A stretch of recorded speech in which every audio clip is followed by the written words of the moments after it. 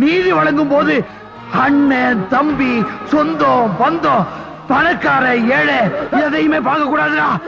நாயத்தை மட்டும் தான் சொல்லணும்.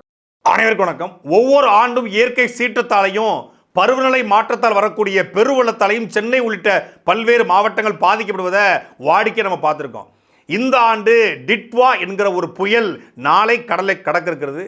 இந்த புயல் திருவள்ளூர் மற்றும் ராணிப்பேட்டை போன்ற பகுதியில் கடுமையான பாதிப்பை உருவாக்கணும்னு சொல்லி அதி கனமழைக்கு வாய்ப்பு இருப்பதாக வானிலை ஆராய்ச்சி மையம் அறிவித்து ரெட் அலர்ட் கொடுத்துருக்காங்க.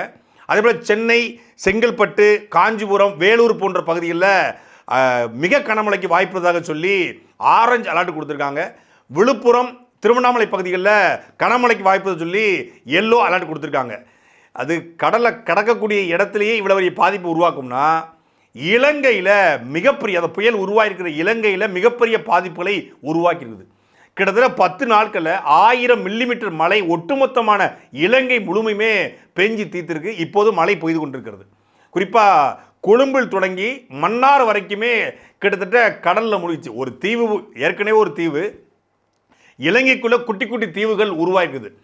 குறிப்பாக வட இந்த மலையக பகுதியில் இருக்கக்கூடிய கண்டி, பதுளை, நுவரெலி போன்ற பகுதிகள் கடுமையான பாதிப்புகளுக்கு உள்ளாயிருக்குது.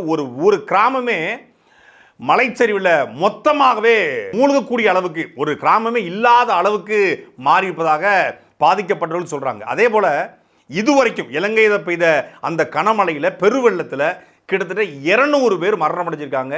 215 பேர் காணாமலாக்கப்பட்டிருக்காங்க. கிட்டத்தட்ட 2,15,000 குடும்பங்களை சார்ந்த 7 லட்சம் பேர் இந்த மழை வெள்ளத்தில் நேரடியாக டிட்வா புயலுடைய தாக்கத்தில் பாதிக்கப்பட்டிருக்காங்க. இன்றைக்கும் ஹெலிகாப்டர் போன்ற ஊர்திகளை கொண்டு போய் மரங்களில் தொங்கி கொண்டவர்களேருந்து காப்பாற்று நிலைக்கு இலங்கை தள்ளப்பட்டிருக்கு. இலங்கை முழுக்க ஒரு அவசர நிலை பிரகடனம் தள்ளப்பட்டிருக்கு. கிட்டத்தட்ட 2009 போருக்கு பிறகு அந்த மக்கள், தமிழ் மக்கள் கொஞ்சம் கொஞ்சமாக மீண்டு வந்தாங்க. பெரிய அடக்குமுறை, ஒடுக்குமுறை எல்லாம் இருந்தாலும் கூட இயற்கை போன்ற சீற்றங்கள் இல்லாமல் இருந்தது. ஆனால் இதுவரைக்கும் இலங்கையில் இந்த 100 ஆண்டு வரலாற்றில் இப்படி ஒரு வெள்ளம் வரல அப்படின்னு சொல்கிற அளவுக்கு பெரிய வெள்ளத்தில் ஒட்டுமொத்தமான இலங்கையும் பாதிப்புக்கு உள்ளாயிருக்குது. இலங்கை தீவுக்குள்ளே ஒரு குட்டி தீவு மன்னார், சின்ன நிலப்பரப்பு தான். அந்த மன்னாரில் கிட்டத்தட்ட ஒரு 4 பெட்ரோல் பங்கு தான் மொத்தமே இருக்குனாங்க. அந்த 4 பெட்ரோல் பங்கில் 3 பெட்ரோல் பங்கில் எரிபொருள் இல்லை.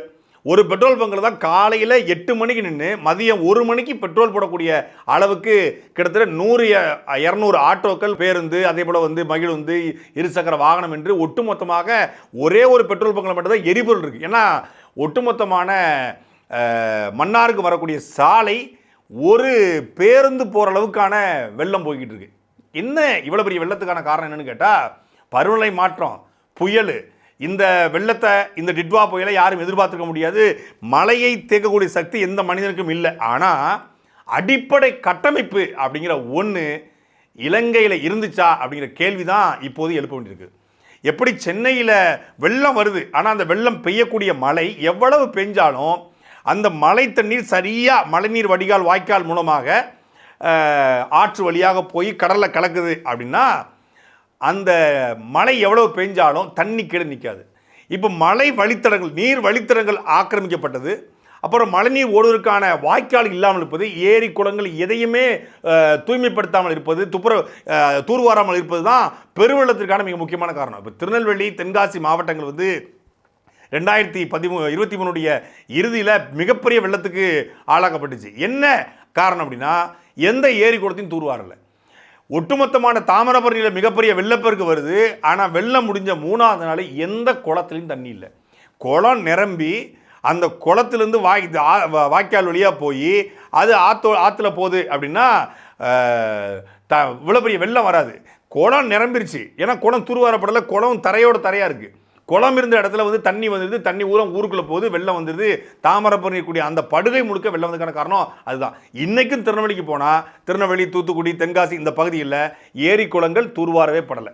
இப்போ திருவண்டம் சட்டமன்ற தொகுதி கருங்குளம் பக்கத்தில் மிகப்பெரிய குளம், தூத்துக்குடி மாவட்டத்திலே ஒரு பெரிய குளம்னு சொல்லலாம். அந்த குளம் தூர்வாரப்பட்டு எத்தனை வருஷம் ஆச்சு அப்படிங்கிற கேள்வி இருக்குது. அதே போல் எப்படி தமிழ்நாட்டில் ஏரி குளங்கள் தூர்வாரப்படாமல் நீர்வழித்தடங்கள் ஆக்கிரமிக்கப்பட்டு, நீர்வழி பாதைகள் ஆக்கிரமிக்கப்பட்டு, மழைநீர் வடிகால் வாய்க்கால்கள் இல்லையோ அதே போல தான் இலங்கையில் ஏற்கனவே இருந்த அரசோ இப்போது இருக்கிற அனுரகுமார திசுநாயக்க அரசோ வந்து அந்த நீர்வழித்தடங்களை சரி செய்வதற்கோ இல்லை ஏரிக்குழுக்களை தூர்வாருக்கோ புதிய நீர்வழித்தடங்களை உருவாக்கோ வேலைத்திறன் செஞ்சாங்கன்னு பார்த்தா இல்லை.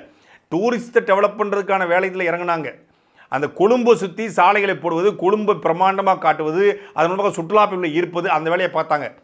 ஆனால் மக்களுக்கு தேவையான அடிப்படை கட்டமைப்பை பண்ணாது தான் இவ்வளவு பெரிய பெருவெள்ளத்திற்கான மிக முக்கியமான காரணம். நீங்கள் பாருங்கள், முழுக்க முழுக்க எது வயல் எது தரை என்று தெரியாத அளவுக்கு வெள்ளம் சூழ்ந்திருக்கு. ஒட்டுமொத்த இலங்கையும் பாதிக்கப்பட்டிருந்தாலும் பெரும்பாலும் தமிழர்கள் வாழக்கூடிய பகுதியாக இருக்கக்கூடிய கிண்டி, நுவரலி, அதே போல் மட்டக்களப்பு, மன்னார், கிளிநொச்சி, யாழ்ப்பாணம், இந்த பகுதிகள் தான் அதிகமான பாதிப்புகள் இருக்குது. ஒரு பக்கம் ஈழத்தமிழர்களும் இன்னொரு பக்கம் மலையக தமிழர்கள் தான் எப்போதுமே. அது எந்த பிரச்சனை வந்தாலும் அவங்க தான் பாதிக்கப்பட போகிறாங்க. வெள்ளமாக இருந்தாலும் அவங்க தான் பாதிக்கப்படுறாங்க. சிங்களர்கள் பாதிக்கப்படலையா? அவங்களும் பாதிக்கப்பட்டிருக்காங்க. ஏன்னா மழை வெள்ளத்துக்கு இயற்கைக்கு யார் தமிழர் யார் சிங்களர் யார் மலையக தமிழர்னு தெரியாது. எல்லாரையும் மொத்தமாக தான் அதை அழிச்சிட்டு போவோம். ஆனால் இங்கே அதிகமான பாதிப்புக்கு உள்ளாக இருக்கிற பகுதிகள் தமிழர் பகுதியாக இருக்குது. இதுலேயும் சிங்கள அரசு மழை வெள்ளத்திற்கு டிட்வா புயலுக்கு சிங்களவன் யாரு தமிழன் யாரு, இது சிங்களனுடைய நிலப்பரப்பா தமிழன் நிலப்பரப்பா, இந்த நாடு யாருடைய நாடு, இதுக்கு பின்னாடி அரசியலாம் தெரியாது. ஆனால் இதை வைத்து கூட சிங்கள இனவரிகள் பாகுபாடு பார்க்குறாங்க அப்படிங்கிற குற்றச்சாட்டு எழுந்திருக்குது. ஒட்டுமொத்தமான கொழும்பு விமான நிலையத்தில் எல்லோரும் பாதிக்கப்பட்டிருக்காங்க. அங்கே தண்ணீர் கூட சரியான தண்ணீர் இல்லை, அவங்களை வெளியேற்றுக்கான உணவு அவங்களுக்கு இல்லை. ஆனால் தமிழர்களும் தமிழ்நாட்டிலிருந்து இந்தியாவிலிருந்து போன சுற்றுலா பயணிகளும் புறக்கணிக்கப்படுறாங்க. அவங்களுக்கான அடிப்படை வசதிகளை கூட சிங்கள அரசு செய்திட மறுக்கிறது. அங்கே கூடிய சிங்களவர்களை காப்பாற்றுகிற முயற்சியில் ஈடுபடக்கூடிய சிங்கள அரசு தமிழ்நாட்டிலிருந்து இந்தியாவிலிருந்து போன சுற்றுலா பயணிகளை ஒருதலைபட்சமாக பார்க்கிறது என்கிற குற்றச்சாட்டு எழுந்த பிறகுதான் இப்போ தமிழ்நாடு அரசு ஹெல்ப்லைன் அறிவிக்குது. தமிழ்நாடு அரசு இந்திய அரசோடு பேசுறதா சொல்லியிருக்குது. மத்திய அரசு ஒன்றிய அரசு உதவி செய்வதாக அறிவிச்சிருக்குது. ஒரு ஆப்ரேஷன் சாகர் பந்து அப்படின்னு சொல்லி அறிவிச்சிருக்காங்க. அதன் அடிப்படையில் இங்கிருந்து இராணுவ வீரர்களையும் இங்கிருந்து உணவு பண்டங்களையும் அரிசியும் அனுப்புவதாக ஒன்றிய அரசு அறிவித்திருக்கிறது. ஏன்னா அந்த அளவுக்கு இலங்கையில் எந்த இடத்துலையும் எந்த பொருளையும் எடுக்க முடியாத சூழ்நிலைக்கு இலங்கை தள்ளப்பட்டிருக்கு.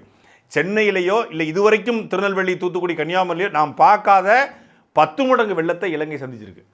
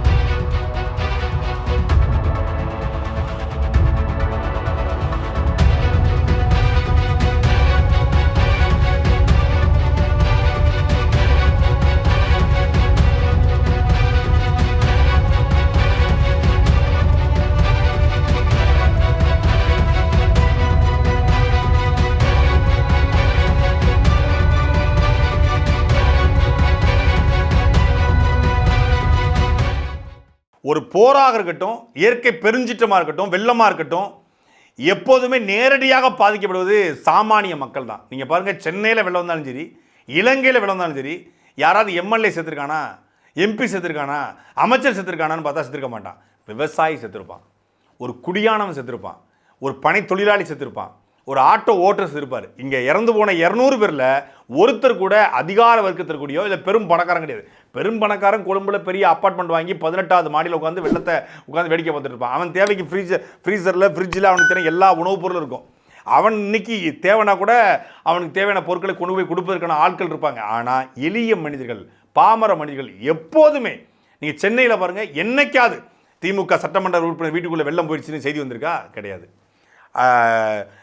திமுகவோட எம்பி வீட்டில் வெள்ளம், அமைச்சர் வீட்டில் வெள்ளம், இல்லை முதலமைச்சர் ஸ்டாலின் வீட்டுக்குள்ளே வெள்ளம் வந்துருச்சு, அதில் அவங்க பொருட்கள்லாம் மிதந்துட்டு போயிடுச்சு அப்படின்னு ஏதாவது செய்தி வந்திருக்கா? கிடையாது.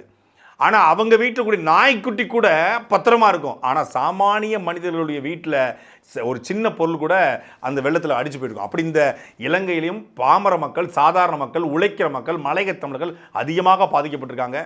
ஏற்கனவே பல்வேறு பாதிப்புகளை பார்த்த மக்கள் இந்த வெள்ளத்திலும் பாதிக்கப்பட்டு நிராயுதபாணியாக நிற்கிறாங்க. அதனால் அரசு நம்மை தற்காக்கும் என்பதை விட நாம் குறைந்தபட்சம் நம்மை தற்காத்துக் கொள்ள வேண்டும். குறிப்பாக திருவள்ளூர், ராணிப்பேட்டையில் வாழக்கூடிய மக்கள், சென்னை, செங்கல்பட்டு, காஞ்சிபுரம், வேலூர் பகுதியில் வாழக்கூடிய மக்கள், விழுப்புரம், திருவண்ணாமலையில் வாழக்கூடிய மக்கள், இந்த 2 நாளைக்கு இந்த புயல் கரையை கடந்து போகிற வரைக்கும் நாம் தற்காப்போடு இருக்கணும். அரசு பாதுகாக்கும், நிவாரணம் வழங்கும், அரசு தேடி வரும் அப்படிலாம் நம்ம நினைக்காம, அத்தியாவசிய தேவை இருந்தால் மட்டும் வெளியே சென்றுவிட்டு பாதுகாப்போடு வீட்டில் நமக்கு தேவையான உணவுப் பொருட்களை அக்கம் பக்கத்தில் வாங்கி சேர்த்து வச்சுட்டு இந்த 2 நாட்கள், இந்த புயல் கரையை கடக்கக்கூடிய இந்த 2 நாட்களும் நாம் பாதுகாப்பாக இருந்தால் மட்டும்தான் நாம் நம்ம உயிரை காப்பாற்றிக் கொள்ள முடியும். சாட்டை எடுத்து நாட்டை திருத்து.